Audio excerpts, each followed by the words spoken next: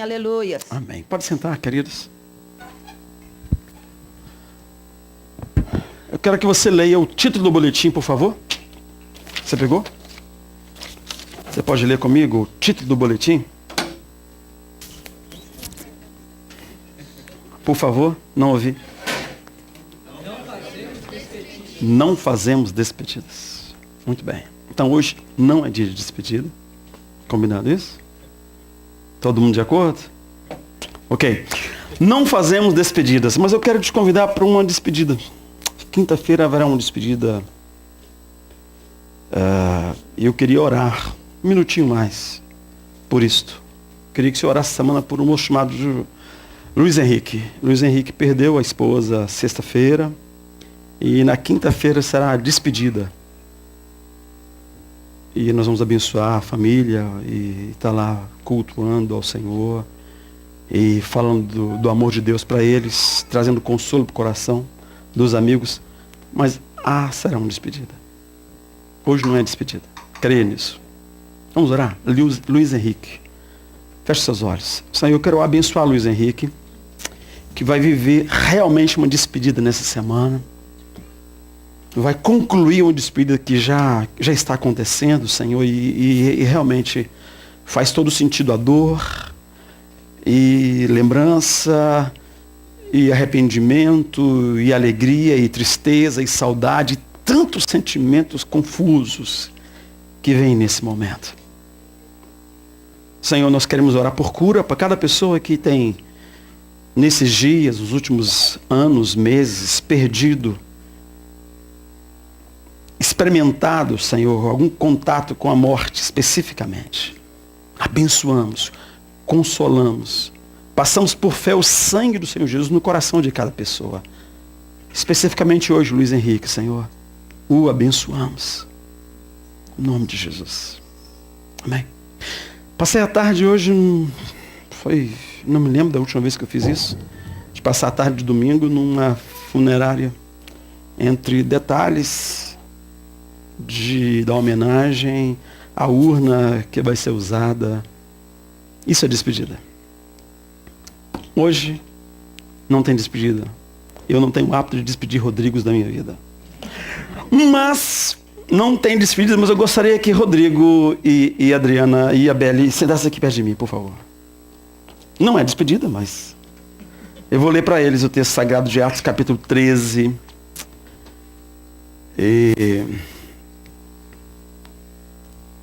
À medida que o texto sagrado nos orientar, nós vamos caminhando. Atos capítulo 13. Enquanto eles chegam, essa semana foi muito interessante, exatamente por causa dessa experiência, né, com a despedida da Vânia. Passei a semana inteira lá, o dia inteiro com eles, até que naquele dia oramos juntos e ela não falava mais, representei a gente do Senhor para uma série de acertos, de despedidas realmente, né? E aí, quando eu saí de lá, 10 minutos depois, no caminho, o moço me ligou porque ela tinha partido para o Senhor. Mas algumas coisas você vai compreendendo, aprendendo. E eu preciso de pedir perdão aos irmãos. Semana passada eu falei um negócio do meu coração e talvez fosse desnecessário. Cheguei numa casa essa semana e a irmã falou assim: pastor, que benção a mensagem. Olha que Deus... Eu falei: irmã, que parte da mensagem que Deus te tocou? Aquela que você falou assim: vocês, bando de folgado. Não era Deus falando, irmã, aquilo era eu. Não era Deus falando. Na mensagem. Eu não lembrava, não. Mas essa palavra é desnecessária. E nós somos voluntários na casa de Deus. E você precisa, entre você e Deus, decidir o quanto vai servir. Onde vai servir. Claro que eu vou dizer para vocês as lacunas que vão ficar com a não despedida dos nossos irmãos. Agora, você que precisa se mobilizar, e o Espírito Santo te mobilizar. Graças a Deus, nós temos hoje mais um casal na recepção. as coisas. Né? De vez em quando é bom deixar a carne falar, porque faz algum sentido também. A irmã foi abençoada, mas não foi Deus falando, não, era eu, tá? E aí não sei se faz muito sentido daquela maneira. Mas vamos lá, nós não fazemos despedida. Queridos, Atos 13 diz assim: na igreja de Antioquia havia profetas e mestres. Barnabé, Simeão, chamado Níger, Lúcio de Cirene, Manaém, que fora criado com Herodes o tetrarca, e Saulo.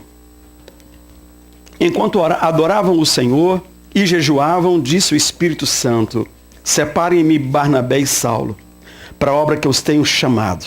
Assim, depois de jejuar e orar, impuseram-lhe as mãos e os enviaram. Está escrito despediram aí na sua versão? Poxa vida. E os enviaram.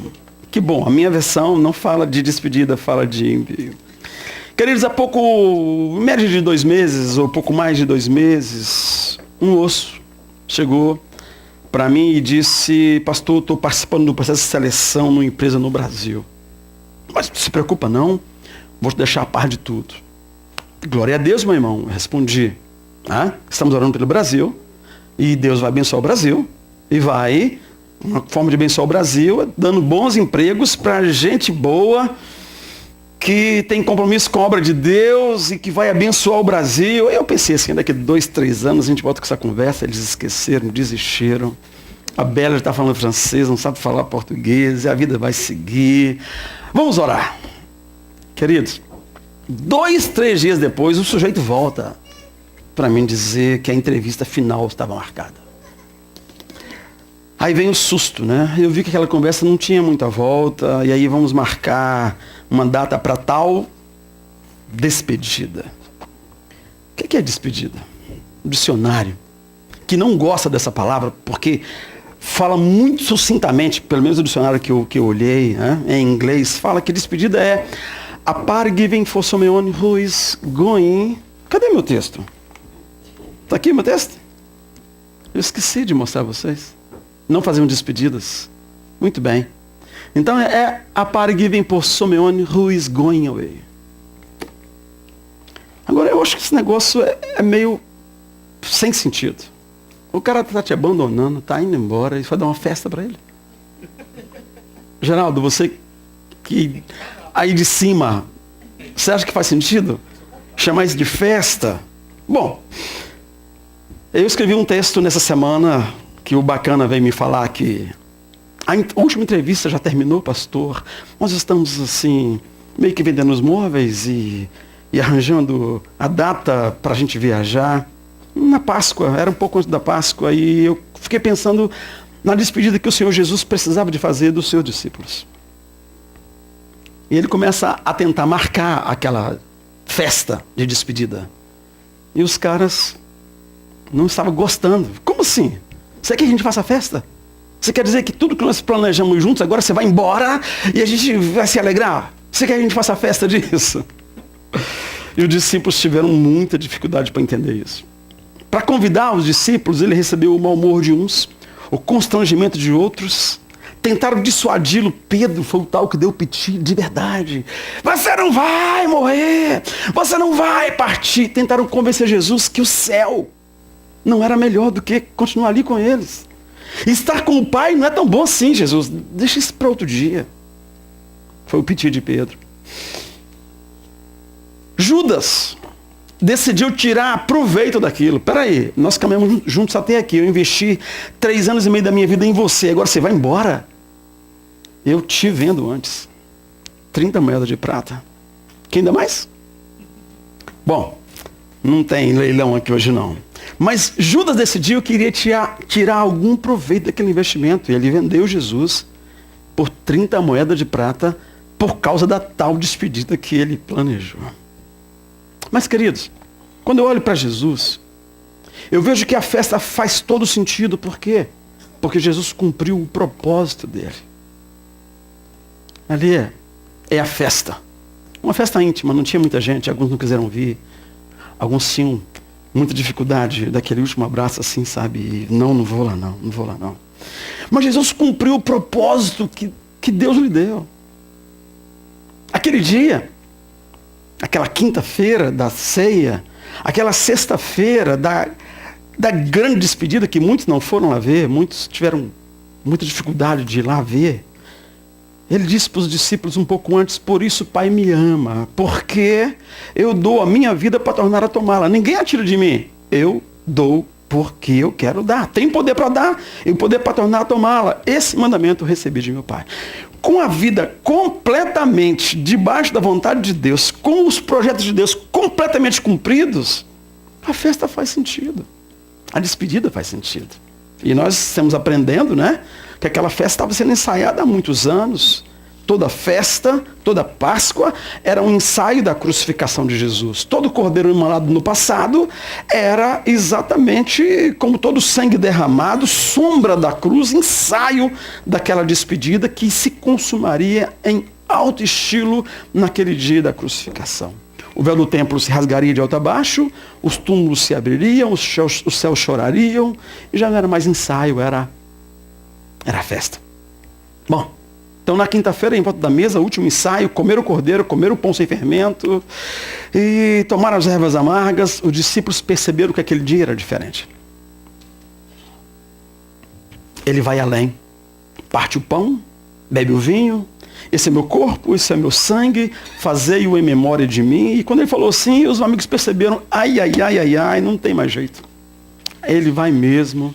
Restava respeitar o desejo dele, deixá-lo partir, apesar do veículo que ele usou, não ser o mais indicado pelos amigos, né?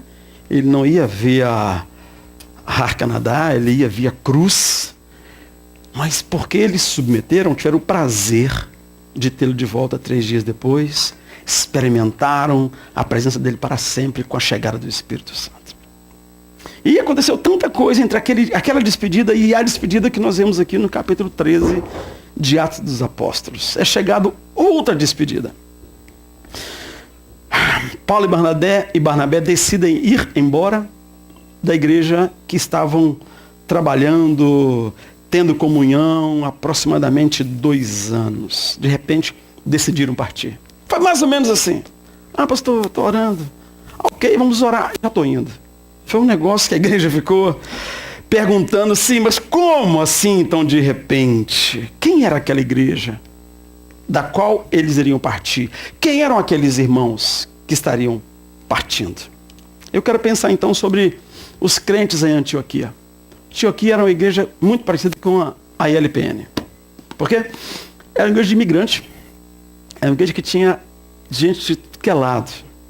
Aliás, tinha mais pessoas de mais nacionalidade distinta do que temos aqui. Mas temos potencialmente aqui pessoas de muitas nacionalidades.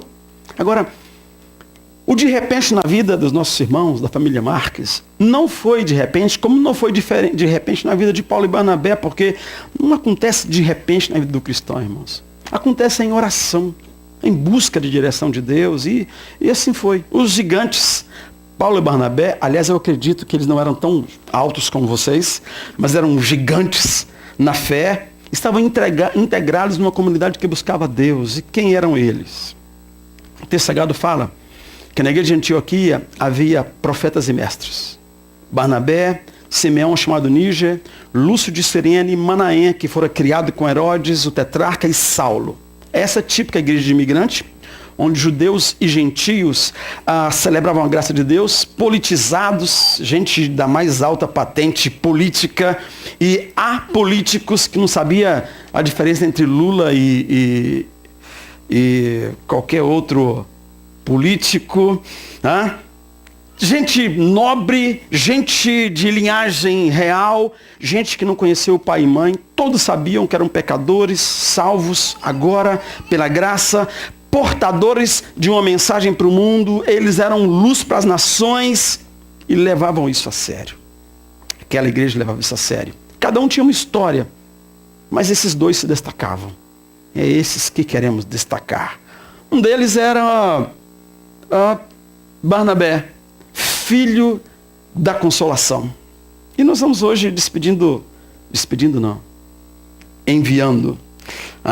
Barnabé era um sujeito tranquilo, alcançado de maneira tranquila pelo Evangelho. Andou com Jesus, nunca duvidou de que Jesus era Deus, devagar, mas aprofundando a sua conversão, serviu a igreja em Jerusalém desde o princípio, até que ele fora enviado pela perseguição lá de Atos 8, muitos crentes foram enviados naquela perseguição, sem despedida, parecendo que foi por acaso, que foi assim rápido. Nada disso aconteceu rápido, o Espírito Santo estava se movendo.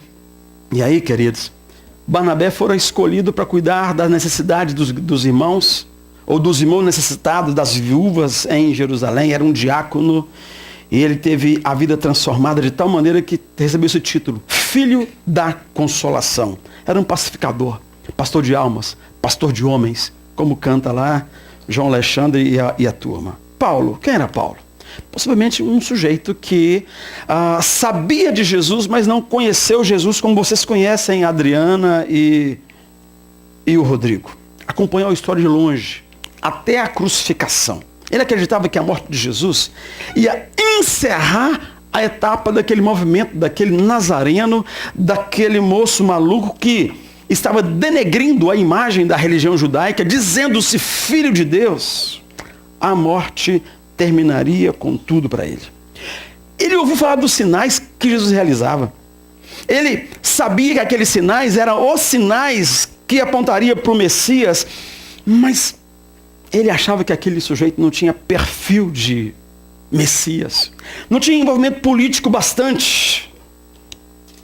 O impostor merece a crucificação, merece a morte.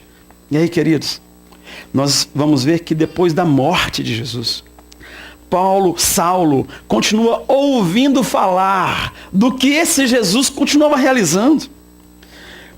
Ouviu falar que a multidão cresceu muito mais e que milagres continuavam acontecendo por causa daquele Jesus que ele achou que ia acabar com tudo na crucificação. E aí, agora, ele decidiu acabar com aquele charlatanismo. Ele mesmo busca documentos, busca autorização, e ele mesmo vai em busca de realizar prisões, assassinatos, atrocidades na região de Jerusalém. E nós conhecemos a história, o apedrejamento de Estevão no capítulo 7. Ele é um dos eleitos, um dos colegas de Barnabé. Mas aí depois Saulo decide sair de Jerusalém para os cantos em volta, e ele ia para Damasco para buscar aqueles charlatões, seguidores do falso Messias, quando ele teve um encontro pessoal com Jesus. Bom, e o texto nos fala no capítulo 9, que enquanto isso, o texto sagrado fala, Saulo ainda respirava ameaças de morte contra os discípulos do Senhor. Depois da morte de Estevão, dirigiu-se ao sumo sacerdote, pediu-lhe cartas para a sinagoga de Damasco, de maneira que, caso encontrasse ali homens ou mulheres que pertencessem ao caminho, pudesse levá-los presos para Jerusalém. Em sua viagem, quando se aproximava de Damasco, de repente brilhou do céu uma luz ao seu redor, e ele caiu por terra e ouviu uma voz que dizia: Saulo, Saulo, por que me persegues? Ele respondeu: quem és tu, Senhor? Ele ouviu: eu sou Jesus a quem tu persegues. E ali do chão, ele pergunta: Senhor, o que eu vou fazer? Levanta-te, entra na cidade e alguém vai te dizer o que é que você deve fazer. Os homens que viajavam com Saulo ouviram a voz, mas não viram nada, tiveram aquela sensação estranha. Saulo levantou-se, abriu os olhos, mas estava cego. O levaram pela mão até Damasco, e ele por 3 dias esteve cego, não comeu nem bebeu, estava ali pensando no que tinha acontecido, o coração ardendo, certamente não dormiu, e a sua vida nunca mais foi a mesma. Sua vida foi mudada completamente. Ele mudou de lado. Ele que era aquele que o que ele achava que era charlatanismo, agora era motivo da sua vida. O tema da sua conversa, o desejo da sua alma, a alegria da sua existência, o foco das suas pesquisas, a questão das suas disputas, o prêmio do seu trabalho. A gratidão por Deus tê-lo escolhido. A gratidão porque ele, como ele mesmo fala, é o pior dos pecadores, um perseguidor da igreja, agora ser perseguido pela igreja, ele continua viajando, continua agora não para perseguir, mas para anunciar o nome de Jesus. Mas a escolha não foi dele, a escolha foi do Senhor. Ele apenas disse assim: quem é essa igreja? Esses são os crentes de Antioquia, imigrantes, judeus e gregos, Barnabé e Saulo. Mas quem é a igreja? Eu disse que essa igreja parece com você. E a igreja de oração, queridos. Paulo foi buscado por Barnabé, Saulo ainda, num retiro que ele fez de alguns anos lá em Tarso. Quando a igreja foi dispersa, em Atos 8, espalhou-se por todos os lados, em volta de Jerusalém, por todo o mundo da época. E o evangelho então chega a Antioquia. E Barnabé estava cuidando daquela igreja, iria cuidar daquela igreja. Ele foi buscar Saulo para aquela nova igreja de imigrantes. Mas aquela igreja tinha um sério problema, Rodrigo. E não era uma criança andando no templo. Não era. O problema daquela igreja é que a igreja orava muito. Ela se deixava ser guiada pelo Espírito Santo. Isso é um problema? Pergunta, por favor. Rapaz, isso é um problema. Sabe por quê?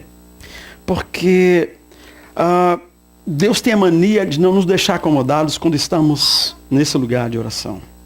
Por exemplo, no deserto, a nuvem se movia com mais frequência do que o povo estava esperando. A nuvem se movia e antes deles acostumarem ao ambiente em volta, lá vai a nuvem de primeira, de segunda, de terceira. Eles têm que desmontar a barraca e correr atrás da nuvem.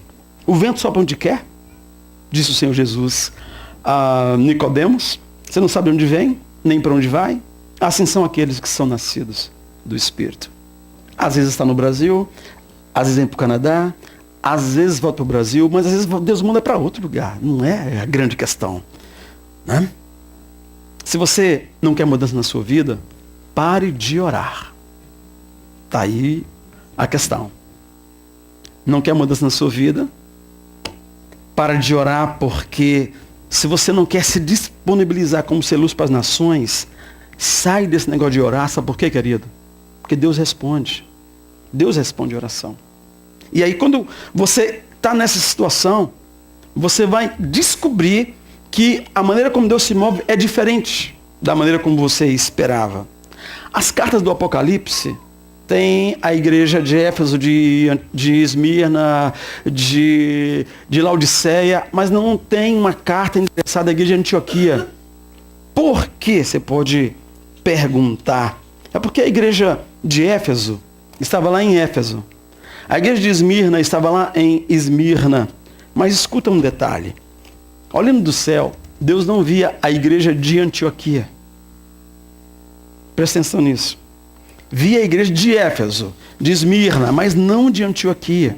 Ele via uma igreja em Antioquia. E que havia chegado ali, porque Deus os levou ali. Mas que poderiam sair dali, como Saulo e Barnabé estariam saindo. Era uma igreja movida pelos céus. Era os céus em Antioquia. Era o corpo de Cristo naquele lugar. Você entende isso? Então não adiantava mandar carta para ela, porque ela não tinha um endereço. O anjo não ia achar a igreja, sabe? E eu queria que você pensasse nisso. Quando a igreja está em oração, Deus desequilibra as coisas. E aí ou você curte a viagem, ou desce do ônibus, porque a viagem com Deus é emocionante. Você vai para lá, você vem para cá, e eu não sei como é que vai ser realmente amanhã. Aí fica a pergunta para você e para mim, para a ILPN. Nós somos a igreja de Montreal ou em Montreal? Se o anjo vier, vai encontrar endereço, raiz. A gente é culturado, deitado em Montreal.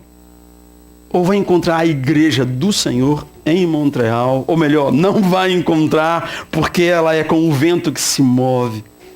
Paulo fala disso, queridos.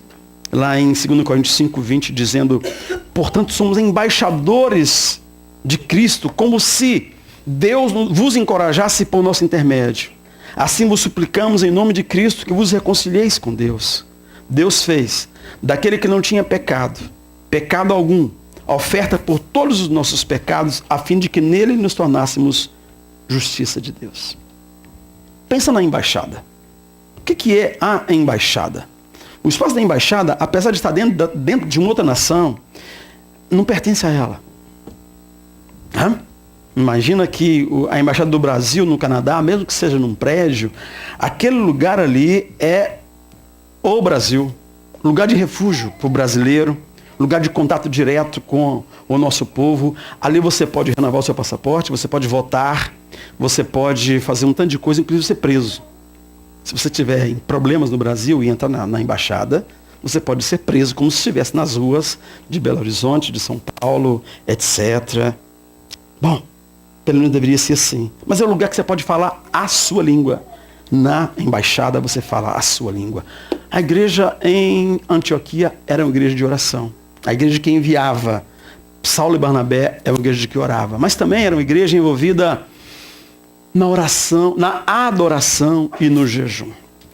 Os meninos que estão sendo enviados hoje, vamos deixar um punhado de espaço vácuo para você na adoração na igreja. E você pode aí começar a perguntar: Senhor, o pastor falou que eu sou folgado, mas isso é ele que é linguarudo. O que o senhor acha, Senhor? Ora sim, tá bom? O que o senhor acha? Sou folgado mesmo? Bom, uma igreja envolvida na oração. O texto fala que enquanto adorava o Senhor e jejuavam, queridos, Saulo, que depois veio se chamar Paulo, eu vou chamá-lo de Paulo daqui para frente, estava ali há pouco tempo, menos tempo que vocês aqui. 2 anos. E eu não sei se ele fazia igual a Adriana. Ficava ali, conduzindo a adoração e chorando. O que sabiam fazer? Começaram a orar e a adorar o Senhor. E aí, queridos, sabe o que aconteceu? No meio da choradeira que já estava acontecendo, imagino o Espírito de Deus ali, porque os presos estavam ouvindo, o texto fala, de repente veio do céu um terremoto tão violento que os alicerces se moveram, as cadeias se quebraram. Imagino que foi alguma música que Paulo aprendeu no grupo de louvor lá em Antioquia, que ele estava lá ensinando para Silas, que não era da mesma igreja, se encontraram ali no campo. Na segunda viagem eles saíram juntos, mas as cadeias se abriram. Que cadeias? Algemas, portas, orgulho, vaidade, poder. Tudo que era cadeia caiu naquele dia. Você já ouviu falar que o louvor liberta? É por causa desse texto aqui. Nossa, já. Mas esse aqui é a única música que quebra concreto, quebra ferro, quebra bronze, quebra tudo. Aleluias. É o louvor. Mas essa adoração, na realidade, é muito diferente, muito distante do que fazemos aqui aos domingos à noite. Nada era como é hoje, queridos. Na realidade, a adoração era a expressão da alma, de alma que busca a Deus, enquanto andavam juntos em santidade ali naquele lugar, naquela igreja. Eles não tinham reuniões como as nossas. Na realidade, tinham reuniões, mas adoração e jejum, a oferta e a vida era uma realidade cotidiana. Não era um ritual semanal. Na realidade, as coisas mudam. Até a maneira da adoração muda, mas o que fazemos não está errado, se a essência for a mesma. Então vocês que são da área da adoração, também nós temos que saber disso. O que fazemos aqui não é o que faziam lá. Isso aqui não necessariamente se refere ao que fazemos aqui no altar, mas pode ser também a mesma coisa. Quando adoração e jejum, quando a vida e a oferta caminham juntos em comunhão, essa adoração vem dessa maneira e a forma muda, mas a essência precisa ser trazida de volta pelos que adoram ao Senhor. Então essa igreja, que era uma igreja de oração, de adoração e jejum, também era uma igreja onde a palavra tinha peso. E o texto sagrado fala que na igreja de Antioquia havia profetas e mestres. O que são profetas e mestres, queridos? São pessoas que sabem que têm responsabilidade de conhecer a vontade de Deus e compartilhar a vontade de Deus na sua integridade, com saúde. Deus acrescenta o dom da profecia, o dom do ensino. O Espírito Santo caminha dirigindo, fazendo com que a letra tome vida e o ensino gere transformação. Mas o mestre sabe que, por conhecer mais, por saber mais, tem mais responsabilidade. Vai ser cobrado duplamente. O profeta sabe que falar em nome do Senhor é uma responsabilidade que ele vai dar contas ao Senhor, não a pessoa a quem ele tem falado alguma coisa em nome do Senhor. E Tiago faz uma citação interessante. Primeiro Paulo faz, lá em Romanos capítulo 12, dizendo: o que ensina, esmere-se no fazê-lo. Vocês são professores também, né? Por sua causa, essa semana, esse mês, eu vi na relação do Ministério Infantil que o irmão vai ficar 3 semanas lá em cima sem descer para o culto. E hoje ela está em casa doente, eu não sei o que está acontecendo lá em cima. Pois bem. Mas aquele que ensina, esmere-se no fazê-lo. Tiago, na exortação, dizendo o seguinte: meus irmãos, não sejam muitos de vocês mestres. Vocês sabem que nós, os que ensinamos, seremos julgados com maior rigor. Por isso que eu posso fazer assim agora para vocês. Então, querido, os apóstolos sabiam que Jesus havia sido vitorioso contra o pecado, citando a palavra. E essa igreja tinha a palavra em alta conta, porque é isso que enchia a vida deles, porque Jesus se encheu da palavra, amava a palavra, e isso dá subsídio para o Espírito Santo trabalhar no meio deles. Essa igreja, como a de Jerusalém, continuava na doutrina dos apóstolos. E essa igreja que fazia despedida. Uma igreja de oração, uma igreja envolvida na adoração e no jejum, uma igreja que tinha a verdade em alta conta e que estudava a palavra do Senhor.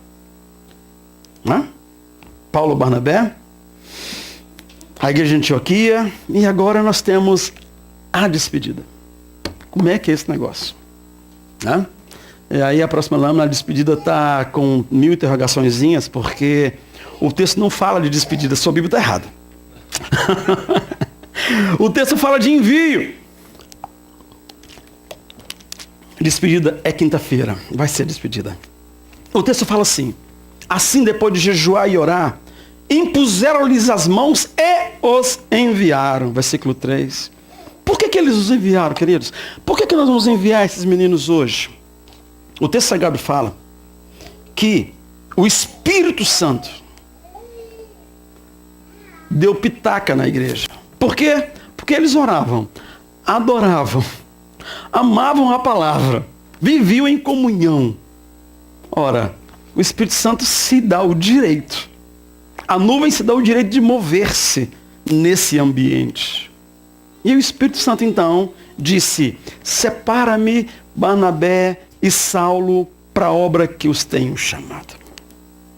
A adoração, queridos, move o céu de tal maneira que Deus acredita que nós queremos intervenção dos céus. Por isso que eu falei que orar é perigoso. O Espírito Santo acredita em você. Quando você ora, quando você fala: Senhor, se o Senhor quiser me usar aqui, me usa. Se não quiser, me leva. Eu não sei o que vai acontecer depois dessa oração. Mas o Espírito Santo, vendo aquela igreja dessa maneira, acreditou que eles estavam à disposição do próprio Deus. E aí, queridos, se o que cantamos é verdade, pense no que cantamos hoje. Vamos dar a última, nós só não marchamos com coragem. Marchamos com ousadia. E nós vamos onde o Senhor nos enviar. Será que a verdade que cantamos é verdade? Porque se é verdade, o Espírito Santo vai chegar, escolher os melhores entre nós e os enviar para que a adoração continue e se espalhe pela terra. A terra se enche da glória de Deus, como as águas cobrem o mar. Isso torna-se uma realidade quando a igreja em oração, em adoração, diz: eis-me aqui, e ele vai tirar, de vez em quando, 2 e enviar. E a igreja enviou. É por isso que nós não queremos fazer despedida de vocês hoje. Nós vamos orar por vocês e enviá-los. Queremos acreditar que o Espírito Santo está se movendo entre nós, se movendo na família de vocês. A Beli hoje está até tendo o direito de passear, de desfilar para lá e para cá. Só hoje, Beli. Bom, alinhados com a vontade do Espírito Santo de Deus, nós enviamos a Rodrigo e Adriana, como enviaram Paulo e Barnabé, os melhores melhores ainda que Paulo e Barnabé, porque eles não tinham na mochila Belle. Era só os dois e mochila mesmo. Sabemos tudo que Deus fez através de Barnabé e de Paulo, queridos. O quanto foram usados por Deus na primeira viagem e depois na segunda viagem. Quantas vidas eles abençoaram, quantas cidades novas alcançaram, países novos. Onde passaram a marca de uma igreja que não está enraizada no mundo. Ficou. Paulo viveu isso várias vezes, que estão vivendo hoje. Paulo viveu várias vezes. Chegava no lugar, ele amava as pessoas de tal maneira, e aí ele pregava o evangelho e batizava as pessoas, e daqui a pouco o Espírito de Deus o enviava de novo. E olha, tem várias histórias. Uma história dele se despedindo da turma de Éfeso na praia, abraçado, se lambuzando de lágrimas. Ele sabia que não se veriam mais. Não é o nosso caso, porque ele estava indo para Jerusalém, seria preso e não voltaria mais naquele lugar. Mas essa igreja que não está enraizada no mundo, que ora, que jejua, que conhece, que ama a palavra de Deus, que adora a ponto do Espírito Santo se mover e escolher os melhores, isso vai acontecer de novo e várias vezes. Nós precisamos de nos alegrar nisto. Em nome de Jesus. Agora, primeira viagem foi aquela farra. Saulo e Barnabé se despedindo. Na segunda viagem, houve um probleminha entre Saulo e Barnabé e eles tiveram que se separar. Agora presta atenção, queridos. Eles se separaram.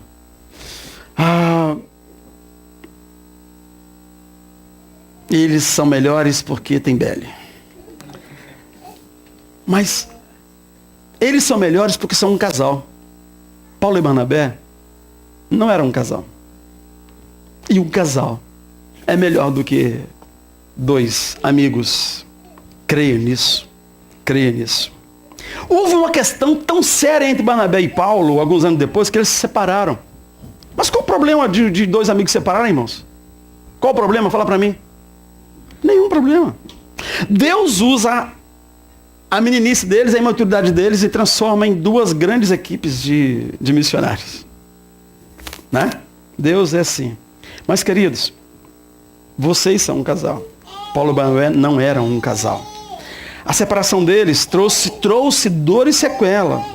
Deus usou a imaturidade deles e multiplicou a equipe missionária, mas eles não eram um casal. As questões sérias que geram multiplicação são possíveis entre não casal. É possível depois, anos depois, voltar, irmão, desculpa aí, tá? Agora traz lá de novo Marco e a gente vai de novo fazer outra equipe e tal. Perdemos aquele momento gostoso da vida, mas perdoa aí, tá? Vamos lá. Eu falei demais semana passada, você se ofendeu. A gente volta hoje, semana que vem, a vida segue, mas não pode ser assim com o casal, queridos. Não pode ser assim com o casal. O casamento é a mais preciosa simbologia de Cristo e a igreja que tem na terra. O diabo, o inferno, suporta a Páscoa no Canadá. Só tirar o cordeiro, põe um coelho lá e a coisa fica bem. O coelho bota ovo. E aí no Natal, enfim, um Papai Noel, um saco vermelho nas costas e rena voa. O inferno suporta o Natal, suporta a Páscoa, mas não suporta o casamento. Daqui 100 anos, haverá Páscoa, haverá Natal, mas talvez não haja casamento. E você tem que entender isso. Na transição, na mudança de vida, algumas coisas acontecem, algumas brechas são abertas. Fiquem atentos. O casamento é um mistério que esconde por trás dele o maior mistério que é Cristo e a igreja. Paulo fala, haverá motivo para vocês, ou qualquer casal aqui se separar? Haverá. Valorize-os ou não, porque motivo haverá sempre. O diabo vai levantar, nossas meninices levantam a metade, sabe? Vigiem contra o pecado, contra toda estratégia do inimigo, contra a vida de vocês. Paulo nunca fez promessa que seria eternamente missionário ao lado de Barnabé. Barnabé nunca fez promessa que viveria toda a vida com Saulo, mas vocês fizeram promessa. Eu não estava lá, mas aqui tem gente que estava. Então, presta atenção, vocês fizeram promessa. E se não fizeram promessa, literalmente, ao serem pais, a promessa está feita. Vigiem, Em nome de Jesus, vigie. Paulo e Barnabé eram um exemplo de comunhão. Depois de comunhão quebrada, depois de líder sem maturidade para resolver alguns problemas. Mas eles não eram uma só carne, vocês são uma só carne. Eles eram um exemplo de parceria. Vocês, como casal, são um exemplo de Cristo e a igreja. E eu queria que vocês pensassem nisso em nome de Jesus. Bom, Saulo e Barnabé, Rodrigo e Adriana, melhores por causa de Beli. Mas e a igreja? E os que ficaram? Como é que é esse negócio? Irmãos, nós precisamos de entender que a igreja que ficou não teve nenhum prejuízo, apesar de ter enviado os melhores. E eu vou dizer por quê. E os buracos na equipe? E a irmã sozinha lá em cima que adoeceu? E os caras que mais oravam, que jejuavam, que adoravam a ponto de quebrar ferro com a canção, que ensinavam tão bem, quem vai substituí-los? E a Beli, que estava listada já na equipe de recepção, lá atrás. Bom, eu não me esqueço de uma formatura que eu fui no SEM, quando o saudoso reverendo Elben César fez uma piadinha que se aplica a uma igreja de imigrante muito bem a um dia como hoje. Ele apresentou os alunos recém-chegados, ou os alunos formandos, dizendo, e aí vocês são os formandos hoje, né? Esses dois aqui são... Fique de pé só para eu poder fazer minha... Por favor, fique de pé. Esses dois aqui são os formandos, eles são os insignificantes. Muito obrigado, pode sentar. Deixa eu achar aqui um casal que chegou por ultiminho aqui, por ultiminho. Talvez seja Edinho e a Dani. Fica de pé, Edinho e a Dani. Bom, esses são os alunos recém-chegados. Esses são os insignificantes. Pode sentar, os insignificantes. Insignificantes. Nós somos quem? Insignificantes. Nós, os insignificantes, não temos problema. Por quê, queridos? Por quê? Nós somos os ficantes. Nós temos a insígnia, que é o Espírito Santo. Essa igreja não é a igreja de Rodrigo e Adriana, é a igreja do Espírito Santo. É a igreja do Senhor Jesus. Então essa insígnia faz com que a gente seja os ficantes. Na oração, na adoração, no jejum, no estudo da palavra. Nós, os ficantes, no ambiente em que o Espírito Santo se move e nos dirige. Não se preocupem com os insignificantes, porque o Espírito Santo também é dos insignificantes conosco. Para o mundo isso não significa nada. Por isso que nós continuaremos sendo realmente insignificantes. Mas, queridos, nós faremos outras festas como essa, como eu já falei, porque estamos orando pelo Brasil. Orando pelo Canadá. Semana passada, estava aqui abraçado com a Vanessa, porque está indo para uma cidade que eu esqueci o nome, e nós queremos lá, em nome de Jesus, ter uma igreja daqui uns dias. Mas isso é verdade se os insignificantes continuarem ficantes na adoração, na oração, porque o Senhor fará reposição, com certeza Ele é Senhor. Ou nos alegramos em festas como esta e ficamos na insignificante dependência do Espírito Santo, porque isso não significa nada para o mundo, ou nos acomodamos, presta atenção nisso, num nicho onde ninguém sai e ninguém entra, onde a gente se fecha e se basta, e fazemos 3 tendas. Lembra de Pedro? Já falaram de Pedro aqui hoje? 3 tendas. Senhor, uma para ti, uma para Moisés, uma para Elias. A gente vai curtir esse negócio aqui eternamente. Enquanto lá fora, uma criança endemoniada fazia um pai chorar sem saber o que fazer.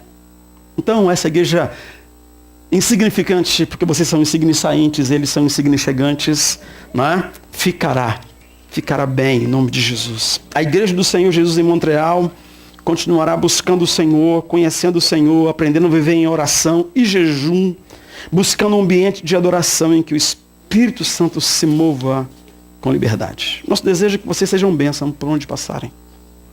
Não sejam igreja do Brasil, sejam igreja no Brasil. Pelo tempo que Deus permitir que seja a igreja no Brasil. Mas sejam igreja. Paulo e Barnabé voltaram em Antioquia. Saulo e Barnabé voltaram em Antioquia. Se quiserem voltar, o receberemos, tá? Com muito carinho. E o que nós queremos agora é orar por vocês. Foi o que eles fizeram. Chamaram na frente Saulo, Barnabé, oraram por ele e falou: vá, se tu uma bênção. Podem vir aqui, por favor.